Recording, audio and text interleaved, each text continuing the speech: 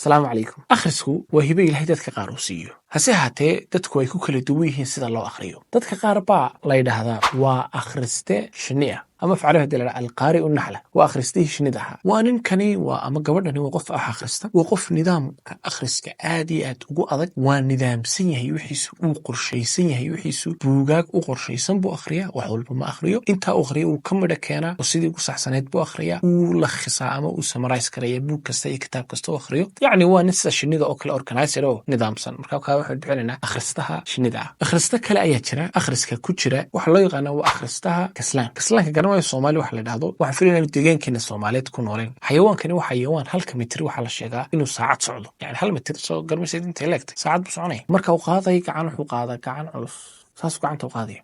markuu lugta kale uu qaadayo saas leeg buu qaadaya. dadka qaar baa noocaas oo kale ah. waa dad marka uu buug uu kala furo, buuggaasi wuxuu u qalnaanaya ama u kala furnaanaya wax ku dhow 3 bilood 4 bilood 5 bilood iyo wixii ka badan. waxaa suurtagal sanadka dhanba 2 buug kaliya akhriyo. kaasina waa qodobka labaad, waana qolada labaad waxaa loo yaqaanaa waa akhristaha wahsiga badan, qaari ul kaslaan. qolo kale saddexaad baa jirta oo loo yaqaano waa akhristaha gumaysta. gumaysta waxaa runtii marka lagu tusaaleyn waxaa lagu tusaalay xikmadda, ra'yiga saxda ah, fikirka xeesha dheer leh ayaa lagu tusaaleeyaa gumaysta. oo maaha xayawaan fudfudud, waa xayawaan miisaankiisa iyo culayskiisa leh. dadka qaar ba akhristayaasha lagu matalaa noocaas oo kale, waxa uu akhriyo uu ka midha keenaa. waxaan uu akhriyayo noloshiisa saameyn weyn bay kaga tagtaa, dadkana uu ku saameeyo. akhristayaashu way kala duwan yihiin, qofbaa wuxuu akhriyo uun soo celiya, soo gudbiya. laakiin dadka noocani waa dad noloshiisa iyo waaye aragnimadiisa iyo waxyaalihii nolosha uu ka bartay iyo akhriskiisa ayuu isku kaabayaayo. qofkaas wuxuu noqonaya marka dambe qof xakiima, murti badan, caqli badan, ra'yigiisu ra'yi waxa mar walba miisaaman ah ayuu noqdaa. kaasina waa qolada saddexaad, waxaana loo yaqaan akhristaha gumaysta ah. qolo kale ayaa kusii xigta, waxaa loo yaqaana qolada akhristaha harimacadka ah. waxaynu ognahay harimacadku iyo xayawaanada ugu dhaqsaha badan ama ugu dheereeya.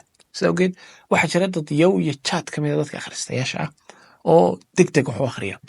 halka buug 2 cisho kaga soo baxay ama 3 cisho. sanadka waxaa suurtagal ah inuu 40 buug inuu kaga saaray, si deg deg u akhriya. isla sidoo kale saa degdegyadoo jirta haddana wax badan kagama sii duuxaan. marka laakiin wuxuu ilaahay hibe u siiyey akhriska degdega ah. kuwaasina waa qolo kale oo afraad.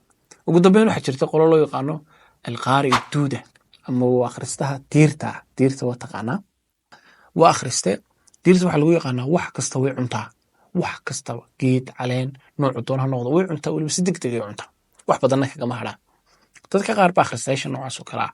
buug kasta uu akhriyaya, joornaal kasta uu akhriyaya, magaasiin kasta uu akhriyaya, waxa qorshaysan ee uu rabo inuu akhriyo sanadkaaba akhriya, waxaanu qorshaysnayn oo badan oo kale ayuu akhriyaya. adigu wax kasta maskaxdiisa kusoo dhaca uu akhriyo, facebook wax lasoo dhigay akhriyaya. kuwana waxaa loo yaqaana waa akhristaha diirta oo kale ah. marka akhristayaasha way kala jaadiya noocii badan yihiin. ma odhan karno intan ay ka koobayin, laakiin way ka fara badan yihin. adigu ila soo wadaag xayawaanada aynu soo sheegnay, bahalada aynu soo sheegnay, inuun haddaad wax akhrido talow keebaad matisha xaggoose nagula soo wadaag.